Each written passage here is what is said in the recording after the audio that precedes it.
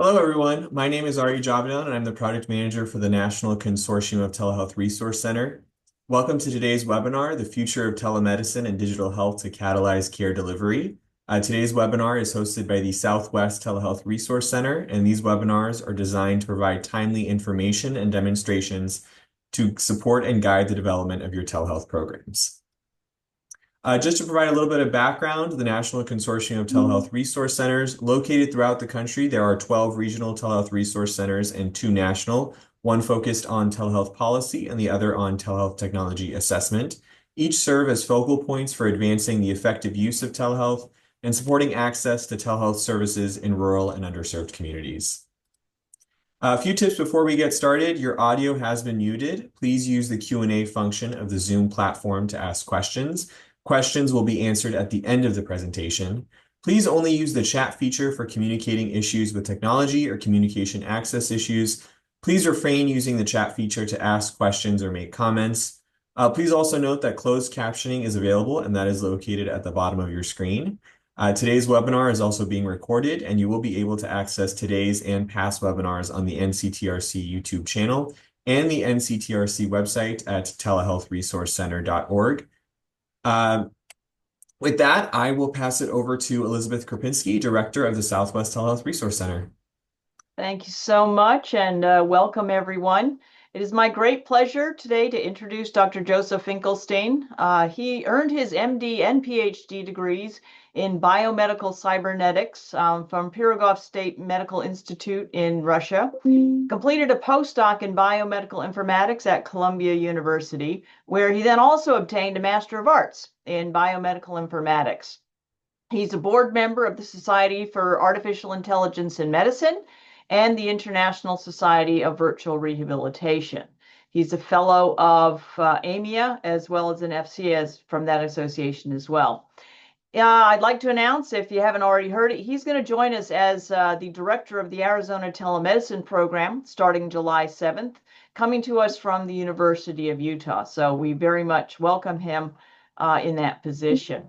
His overall research focuses on leveraging technology to enhance healthcare outcomes through precision digital health interventions, and that includes AI-driven patient engagement, informatics-enhanced telehealth and telerehabilitation, and healthcare analytics for quality improvement and predictive modeling of chronic disease trajectories. So without further ado, it is my distinct pleasure to hand things over to Dr. Joseph Finkelstein.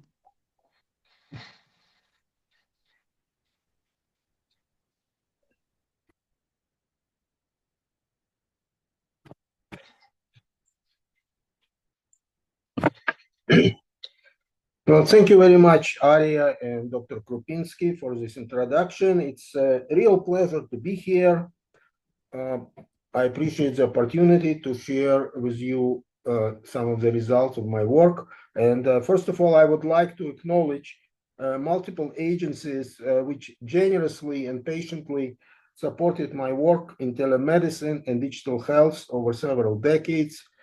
Thanks to this ongoing support to me, other colleagues, and industry partners, a strong evidence-based framework was created that contributed to the successful and prompt response to the urgent need for remote telecare services during pandemic.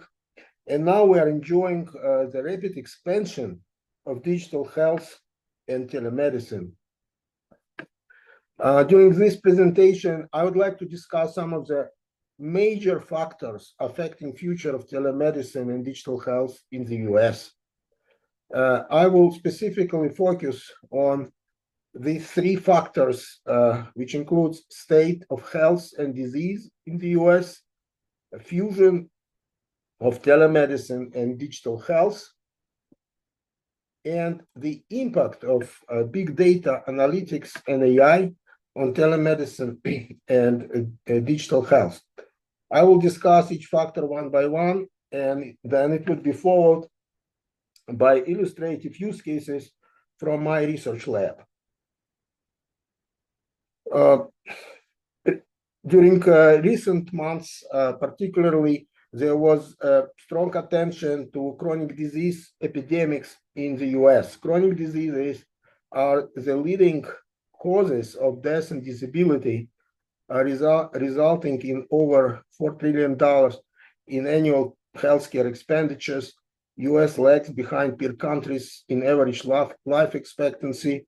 More than 40% of adults and 20% of children are classified as obese.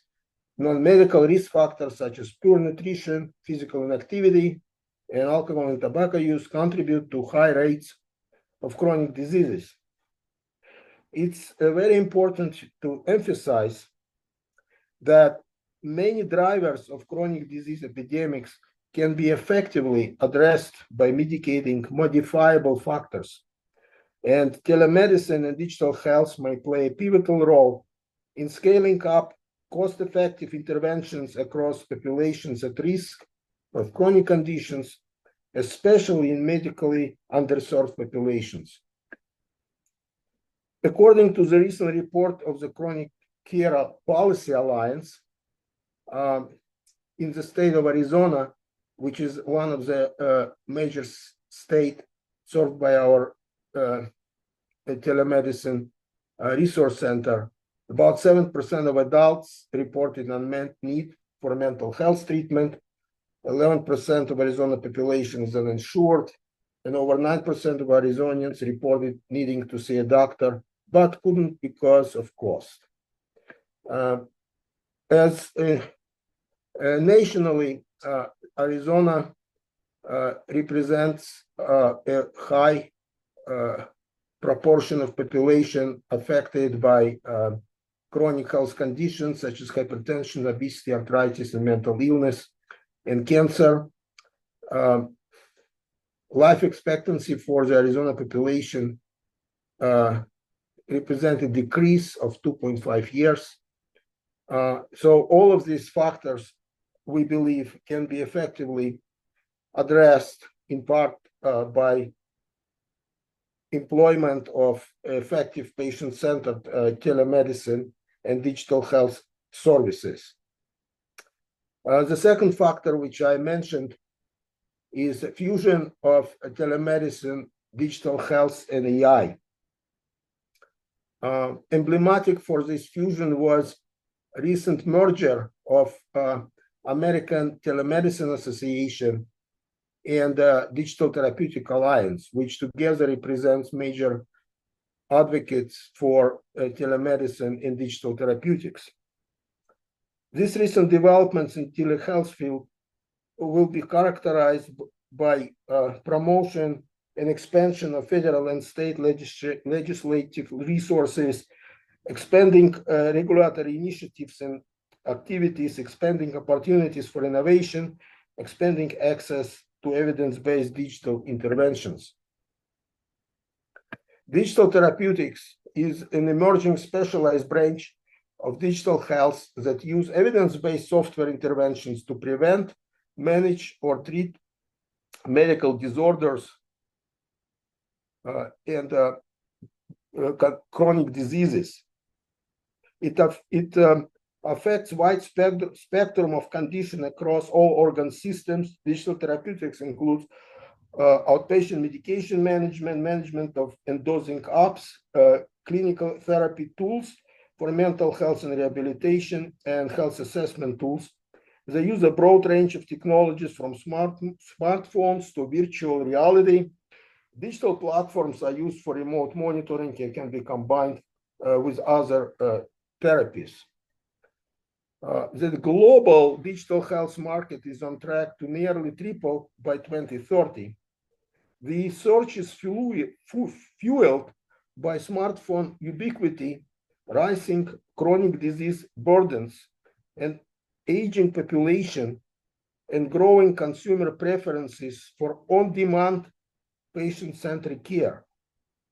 Wearable smart sensors and home-based diagnostics will feed real-time visits into cloud platforms, enabling continuous remote patient monitoring.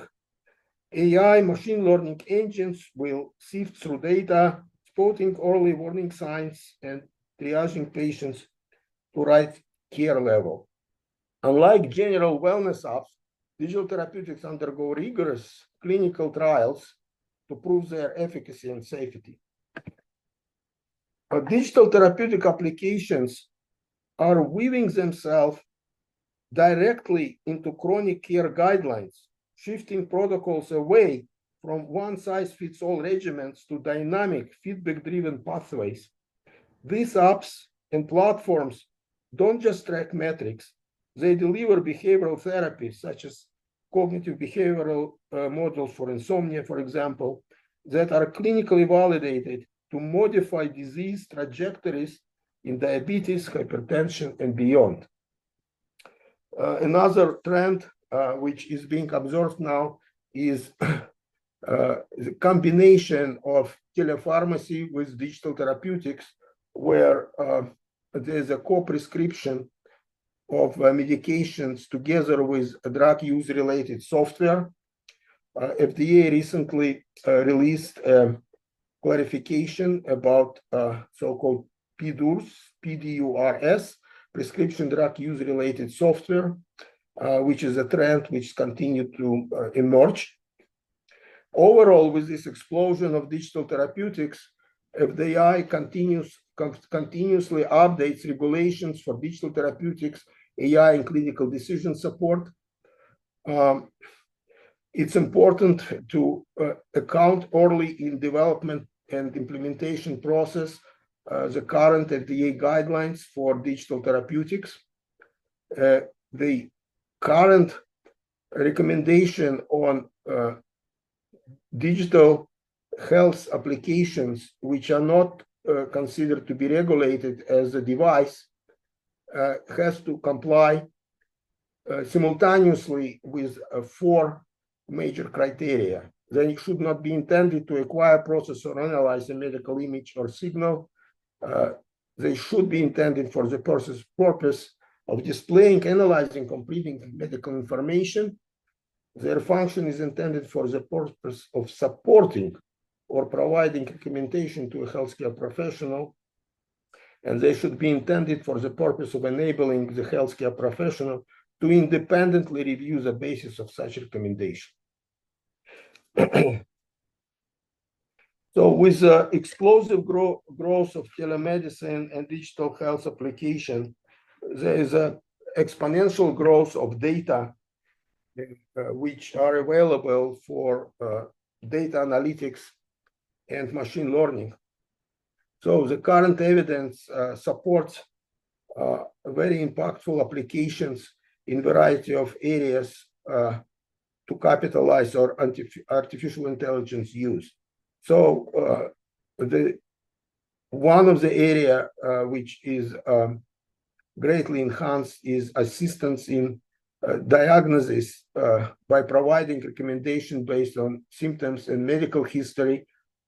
There's explosion of AI application to analyze medical images, and patients can upload the images to a secure server and provide recommendation to the physician. Analyzing large multi-million records allows to identify optimal treatment plans for patients, to develop personalized treatment plans for patients like you, based on individual needs and medical history, and may account on patient preferences and identify which treatments are most effective for each patient.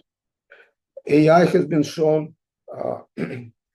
very promising in enhancing patient telemonitoring, checking their vital signs, providing early detection of potential health problems, identify which patients are at risk at certain conditions, and using both self-reported and device-generated data. Particular area which is rapidly evolving is patient engagement. It's another frontier which capitalizes on gamified tasks, AI-driven nudges, and interactive educational content, which boost adherence by making daily regimen steps feel more like a guided journey than a checklist. Early adopters of digital therapeutic protocols report up to 50% increase in sustained engagement. AI use cases also include the very impactful intervention in disease management. They support management of chronic diseases such as diabetes, hypertension, heart disease, provide personalized care plans and reminders, and predict patient outcomes. Particular area which is rapidly evolving is using medical training, particularly based on generative artificial intelligence, which allows to customize clinician training, focus on individual improvements, provide real-world scenarios, and integrate AR/VR into the training. So with all this exciting development, one can imagine an fully AI integrated telemedicine session when an AI chatbot helps first gather patient information and book virtual reality, help with appointment scheduling, facilitate and pre-populate check-in forms and questionnaires, conduct pre-assessment by analyzing symptoms, analyzing previous electronic medical record data, and analyzing in real time in the background information which is generated during telemedicine visit by analyzing ongoing content of conversation, patient symptoms, patient face expression,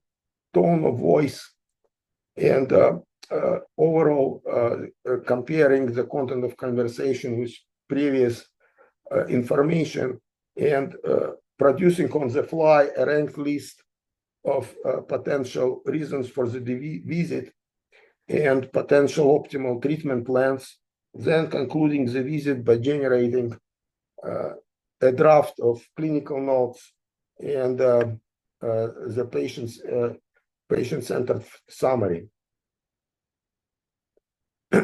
This approach is predicted to significantly improve both clinical care and at the same time save time by reducing almost twice the time necessary for conducting the visit in the future. So overall, there's a significant predicted benefits for AI in telemedicine and digital health, which would include reduced administrative burden, automated monitoring, increased accessibility, facilitated predictive analytics, improved accuracy, and reduced costs. So with all this exciting development, of course, we have multiple challenges. A few of these challenges are presented on this slide. First of all, there's ongoing discussion to which extent AI-driven clinical decision support and under which circumstances can be worked in autonomous mode. Currently, it's being used mostly as an augmented solution where the final decision remains by provider.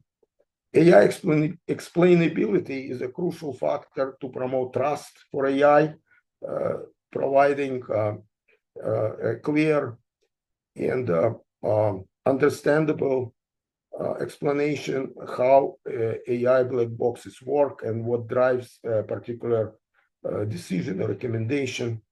With ongoing development of treatment guidelines and approaches and protocols, the governance and timely update and monitoring of accuracy of predictive algorithms is crucial. So AI governance, ongoing and AI governance is very important. And of course, with big data aggregation, data security, compliance, and regulation is ongoing challenge which has to be monitored and taken in account.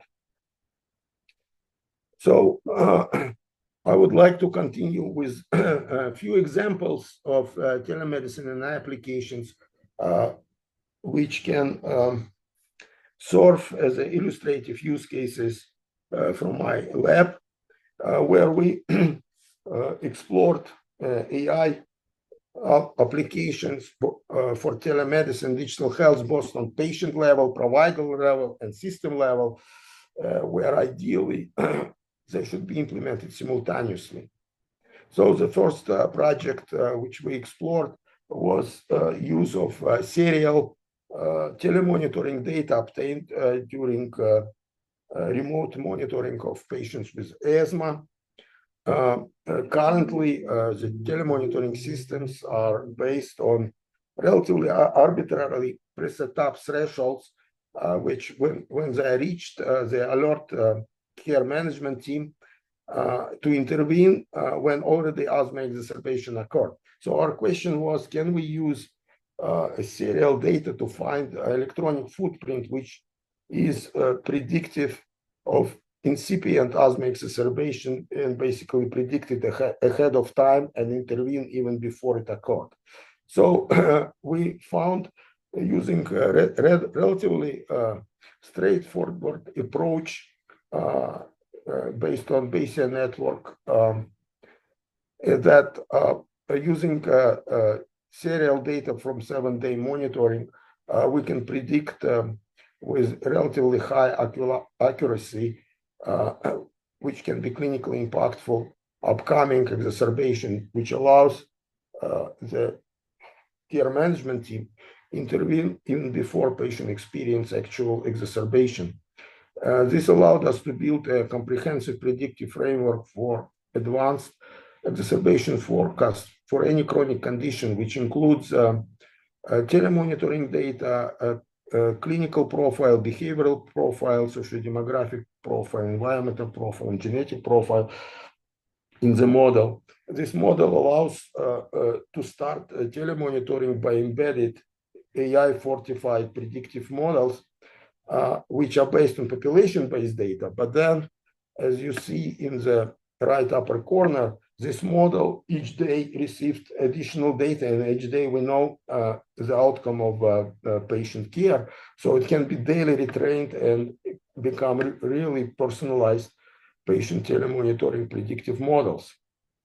Similar approach we implemented in predicting symptom escalation in patients undergoing chemotherapy. As you know, patient undergoing chemotherapy experience a spectrum of symptoms which can escalate very quickly and results in urgent care utilization or even in termination of their life-saving treatment. Managing these symptoms in timely basis is crucial to support patient quality of life and facilitate the effective cancer treatment. So we assessed serial daily symptoms, and we found that the 3-day window can effectively predict with high accuracy the upcoming escalation, both of mental and physical health symptoms, which allows timely intervention of care management team and improving both quality of care and patient quality of life. Another approach on a patient level was use of wearables to automatically predict exercise exertion level. This was used in the context of home-based telerehabilitation systems, where patients were prescribed individualized cycling exercise and were asked to follow a certain exercise trajectory. In routine clinical care, in the patients, particularly who have concurrent cardiovascular disease,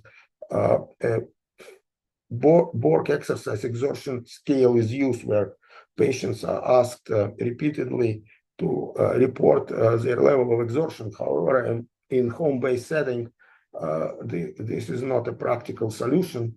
So our question was whether we can develop a predictive algorithm using serial data from wearable sensors such as ECG and pulse oximeter to anticipate the level of exertion which require patient to slow down or stop exercise. So we used deep learning models to classify the data set, which was initially pre-trained or labeled by the Borg exertion model. And we showed that with high accuracy, we can successfully predict upcoming exertion level, which can really create an AI-fortified algorithms for personalized patient exercise at home. On a physician level, as I mentioned previously, one of the rapidly evolving AI uses is near real-time analysis of televisit content and developing supporting algorithms which would on the fly provide prompts and ranking lists to the providers. And this study, which is presented on this slide, exemplifies our experience using pre-trained large language model. In this case, we use open source foundational models called Clinical BERT, which was pre-trained on a very large corpus of electronic medical record, to use initial nodes to rank but the body system, which is responsible for current visit.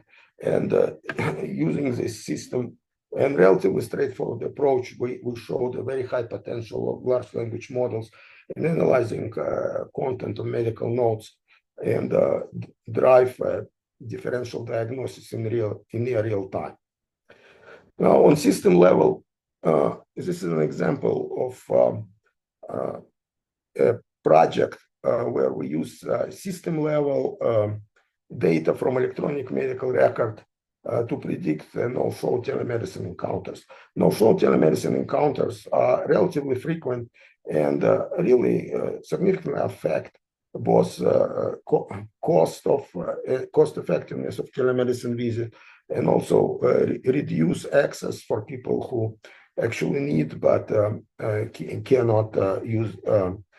cannot schedule timely televisits. So this approach showed that analyzing system level data on telemedicine encounters, we can with sufficient accuracy predict ahead of time scheduled televisits which are likely to be skipped.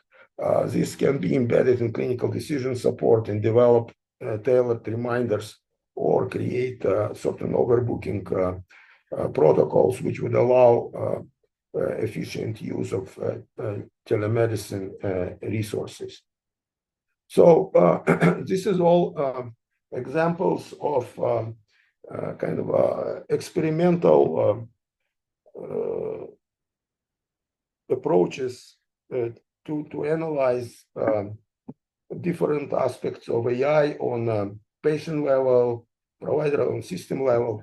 Now, I want to share with you one example which kind of puts them all together and looks whether this approach can be effective and improve actually clinical outcomes. So we were very fortunate to be funded by NHLBI to assess the impact of pulmonary telerehabilitation after acute COPD exacerbation. This was a multi-level intervention where we use on system level electronic phenotyping to identify patients who are currently in hospital admitted with COPD exacerbations who are eligible for pulmonary rehab. On physician level, it generated automatic guidance and information about patient eligibility for telerehabilitation. And at patient level, patients starting from the hospital received interactive education on pulmonary rehab, and then they were given a remote assessment of their exercise capacity at their home when they discharged and received the telemedicine unit. This was compared to best available care. A clinical trial was conducted in 120 patients, randomized to intervention and control. The primary outcome was exercise capacity. The intervening variables were motivation to engage in pulmonary rehabilitation, COPD self-efficacy, and social support. In both group, patients were assessed, were educated and assessed by physical therapist who prescribed individualized pulmonary rehabilitation program. In addition, in intervention group, patient received rehabilitation unit. The rehabilitation unit supported physical therapy assessment, tailored exercise program, interactive health education, behavioral change strategies, smoking cessation, social support, and telecounseling. This patient provided ongoing feedback loop, assessing patient performance day by day, generating alert automatically and informing Telerehab team if patients need the direct communication to support them following their exercise program. Patients were evaluated remotely using a modified 6-minute walk distance test replaced by sit to stand and tag test. Then physical therapist used a virtual prescription pad where each patient received individualized telerehabilitation program. Patient received, depending on their preference and ability to operate, touchscreen tablet or VR headset, wireless pulse oximeter, low-cost modified portable bike, which can communicate via Internet of Things directly with the remote server, the exercise trajectory, and activity monitor. Patients were guided by a very simple user-friendly interface day by day in following their exercise program, which at the end of the day generated log, which was analyzed using automated clinical decision support in following their exercise program. The system underwent iterative usability assessment in older adults. It was developed to the extent that anybody who can use remote control unassisted can use the system. System collected the exercise logs and also supported exergaming to support cycling exercise at home, where patients could use particular avatar and follow their exercise trajectory in virtual reality, choosing or biking in park or racing track avatar. So the results showed significant improvement in cardiorespiratory capacity, as you can see on this slide. The 60-second 6 to 10 test demonstrated significant increase as compared at 6 months as compared to control group. I want to remind that both control and intervention group were prescribed exercise, so it's there was increase in 3 months also in control group. However, it fell at 6 months, and we'll see why. So the same phenomena were found in COPD symptoms. What was very illustrative for us is that COPD self-efficacy, which is believes that they can follow their COPD treatment regimen, including rehab, has been continuously increasing in the intervention groups, and thanks to ongoing feedback loop and support to patients, where in control group it fell significantly down. The same happened with the outcome, which describes exercise motivation. It was continuously increasing in patients in intervention group and in remote telerehab group versus in patients in control group. It went down. Not surprisingly, the satisfaction with pulmonary rehab was much higher in intervention group, and quality of life also increased significantly in the remote telerehab group. Overall, we showed also that annual urgent care utilization was significantly lower in intervention group. So, and really it was for us important also to hear directly from patients what they think about this home-based telemonitoring and the rehab support intervention. And they stated that doing these exercises with visuals helped to focus on breathing and how to do the exercises. They thought it's good because it gives more structure about what to do. And the major benefit patients felt is that there is someone they are helping, and they felt there was a person that was caring and helping.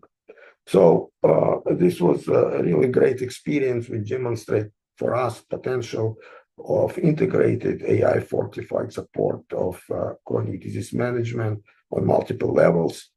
And we're looking towards the future, bright future, with a lot of opportunities employing telehealth and digital therapeutics to address barriers in rural healthcare, reverse America's chronic disease crisis, reduce expensive and unnecessary trips for urgent care utilization, make specialty care faster and more efficient, and provide access to best available care.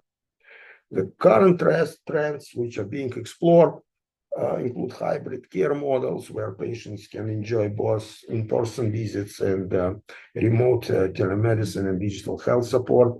AI integration is crucial for future development. There's a constant expansion of specialized services in a variety of medical specialty areas. The growth of and lowering cost and functionality of wearable technologies, remote patient monitoring, and Internet of Things, including also large language chatbots, provides really untapped opportunities for future development. So we can identify particular areas of research innovation based on this analysis, which would include AI integration in predictive analytics using large language models, natural language processing-based chatbots, and digital twins, explosion of different low-cost wearable sensors, including contactless monitors, body area networks, Internet of Things, which would eventually be integrated into EHR. Virtual and augmented reality has enormous potential, which has to be yet explored and scale, which would include education, counseling, both for patient and providers, developing really personalized rehabilitation approaches and simulation techniques. Care delivery models are being tested right now, including different approaches of implementation science, pragmatic clinical trials, and dissemination approaches.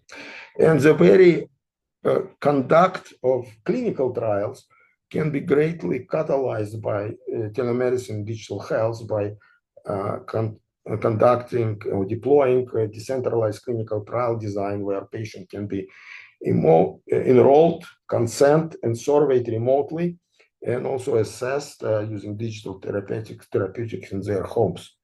So all of this really gives us certainty that there's a bright future for AI-enhanced telemedicine digital health, which is destined to affect all facets of clinical care delivery, both for medical professionals and for patients.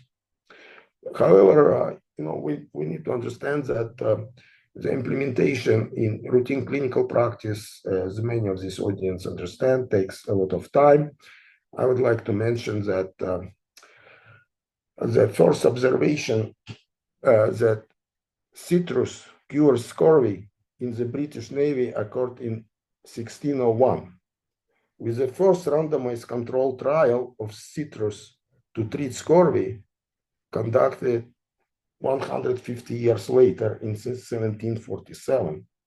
Yet the British Navy did not adopt routine use of citrus to prevent scurvy until 1795 and the British merchant fleet in 1865, almost 250 years later. The average adoption time in current literature is about 17 years, so hopefully we are ahead of the curve. And we all are destined to a very long and exciting road in implementing effective AI-fortified telemedicine and digital health interventions. I would like to specifically thank the Arizona Telemedicine program, my lab members, and this audience for listening to me. Thank you very much. I'm happy to address any questions. Awesome. Thank you. That was a really great talk, and you brought up a lot of really interesting issues. I'll kind of prime the pump for questions because I don't see any in the Q&A right now. So I did have a few. So on the early part of your talk, you were talking about the predictive tools, and cancer patients and exacerbation of symptoms and other ones. Was this all retrospective data? And if so, are there plans to then put this into an actual prospective study, look at patients, and not only sort of can you predict, but what are the patients' sort of reactions to it? If they get a notice that something's going to exacerbate, are they kind of amenable to these types of tools? Significant number of initial studies used retrospective data. We are currently conducting a prospective study, and it's a two-phase study. It's a mixed method design. It includes first semi-structured qualitative interviews from patients and providers exactly to address these very important questions which Dr. Krupinski, you asked, what providers and patients feel about actually using this predictive analytics in their clinical workflow and self-care experience. And the second is implementing it based on this very specific input, particularly in patients who are undergoing the chemotherapy. So far, we received really very, very good guidelines from a nursing staff who is managing patients on chemotherapy, how to actually embed it practically in their daily clinical workflow. And we are guided by this to make it really user-centered solution acceptable for clinical management team.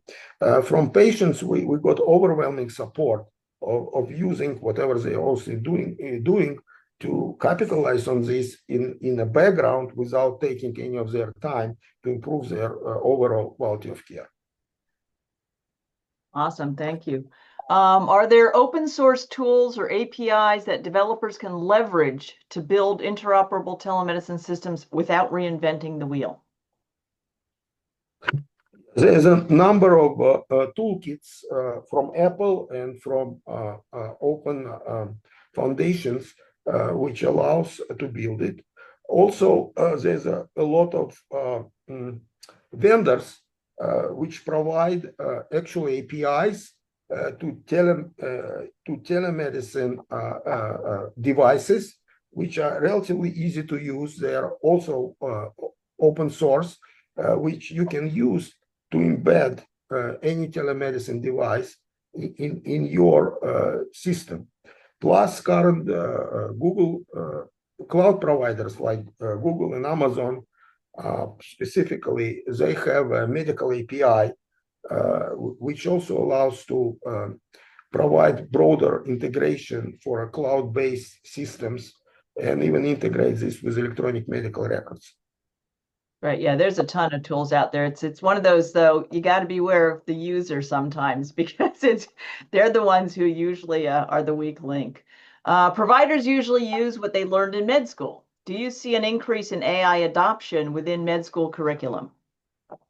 This is extremely important questions. And in my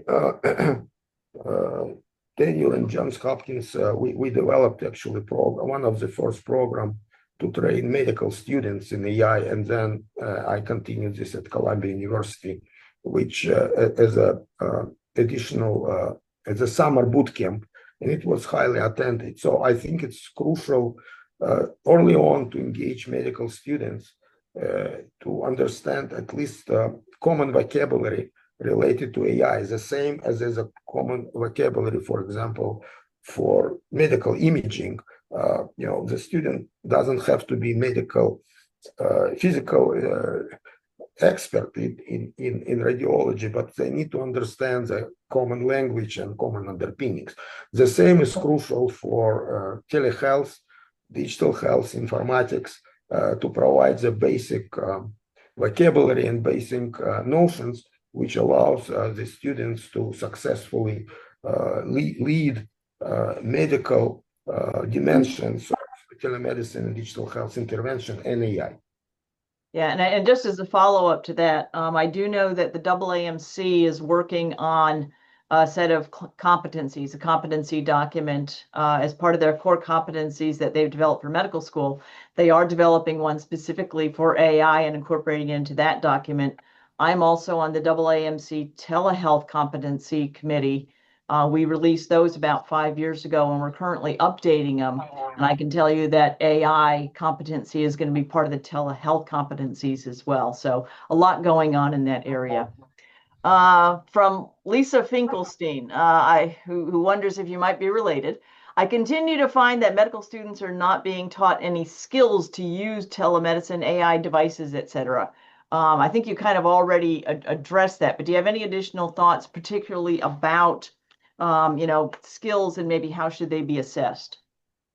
I think, first of all, as Dr. Krupinski mentioned, there's a guidelines for telemedicine education in medical schools. So it's important to consider them to implement in medical curriculum. But secondly, the enormous resource which is freely available are the training sessions which are conducted by telemedicine resource centers. They are truly a great resource supported by HRSA to provide future and current healthcare providers with hands-on skills to implement effective telemedicine and digital health programs. Great, thank you. Let's see. You might not be able to answer this, but maybe other folks from the NCTRC can. I'm an IT specialist exploring telehealth. Are there NCTRC working groups or certification programs to deepen technical skills in this field? I don't think there's certification programs through the NCTRC. We do have a lot of folks working in this area, and there's a working group. But there are a lot of professional societies that are issuing certificates or providing courses. So for example, some good ones are obviously FAMIA is one of the big ones. But if you're, for example, in radiology or anything image-based, the Society for Imaging Informatics and Medicine. So any of your professional societies probably have working groups, maybe certification, to help you deepen your technical skills. Another question, what types of guardrails are needed to guide the use of AI in healthcare? This is a very good question. We can have another lecture about this. Definitely. I shortly mentioned 4 major issues, but there's a lot more. One of the major issues which is being discussed is addressing bias in AI algorithms, and there's multiple levels of bias. So one way is when its algorithm is actually developed, it's very important to include from the get-go both the targeted users, both on patient and provider sides, and also develop a representative data sets which address heterogeneous populations. Then, because there's a time trend in performance, it's very important to monitor their performance collegially with the users to understand how they use and retrain them on periodic basis based on their performance. With all of these complexities, it's very important to have a very comprehensive governance probably at each particular institution or collegial or specialty level focused committees which would understand the requirements, the standardization, the requirements for exchange and quality metrics for these models. And of course, another very, very important issue is data safety, patient privacy, and patient security, because all these models will use ever-growing number of data. If they use nodes, it's unlikely they can be de-identified. So and more and more of them will use a large amount of nodes. So developing truly secure environments is crucial. I think the best example is, for example, all of us or other secure enclaves where there is a multi-level security approaches which allows really people to innovate and develop a very sophisticated algorithm without compromising security. Great answer. Since you brought it up, I do have kind of a follow-up question with respect to biases. So when you showed your no-show data, you could easily interpret that in different ways, and you could easily look at that data and say, well, and I think you said it, we could then develop systems that would then kind of predict who's going to be a no-show and then adjust the schedule and maybe not schedule them. But how do you avoid perpetuating biases? So if the initial data is biased, plus now you've got a population, you put this into practice, and you've got people looking at the data and saying, oh, well, this population is never going to show up. Let's not even offer them. And that's that's perpetuating the biases. How do we as a sort of a healthcare community address that fact and say, okay, this particular population tends to no show. What can we do about it? First of all, it's very important, crucial to be aware about the presence of the bias. And this is why constructive governance and the implementation of clinical decision support should be overseen by experts. And to avoid this, one of the major approaches to avoid this kind of labeling particular subgroups is to developing a stratified machine learning, where once you identify particular subgroups, you develop a stratified agnostic models for this particular group. So it would allow not to even opportunity to exercise any bias. No, great. Absolutely true. Yeah. I mean, there's so many biases. People think about the biases of, the data sources and all this other stuff, but then there's the whole set of biases that we bring as human beings with our brains and just the way we've adapted to the world. And we live on biases. I mean, that's what helps us get through life, but we don't want to perpetuate those. I don't see any other questions. Oh, no. What are the most promising uses of digital twinning in healthcare today? Well, there's a very significant expectations on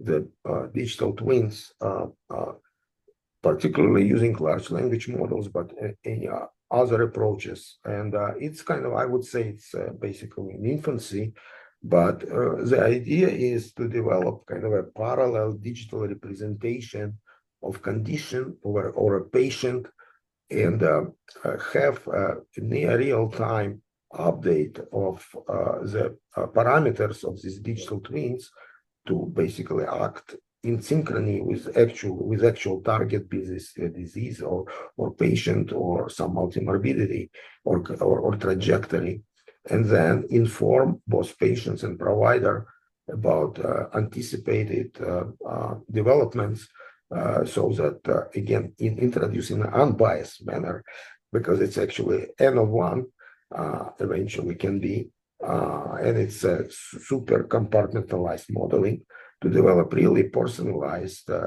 virtual representation, which in real time kind of lives together with the actual patient or condition, and allows to and constantly informed both by patients but whatever is being developed in medical care delivery and current guidelines. So it's a very, very exciting development, and there's a lot of really great expectations, but it's mostly in research setting. Yeah, no, I agree. Somebody is just curious about billing purposes. Could AI analyze a work report and suggest what Medicaid or Medicare billing codes apply? Yes, this is a great idea. AI has been used profoundly in billing industry, as you know, by multiple companies which look for undercoding, overcoding, and it's destined to be even expanded. Definitely AI can be used also on provider side, analyzing notes and helping to generate substantiated and guidance concordant coding. In our work, we actually had several projects with large language models to extract symptoms from cancer patients. As you know, for predictive modeling, identifying symptoms is very important, but they are not usually coded. So we had actually successful project where we used one of the large language models, actually Llama 70B, which allows not only extract very precisely symptoms, but also provide ICD codes for them. Awesome. Yeah, I agree. There's an awful lot actually in the background that there's a ton of AI systems already working in healthcare and data processing that people aren't even aware of and probably never will be to some extent. I don't see any other questions.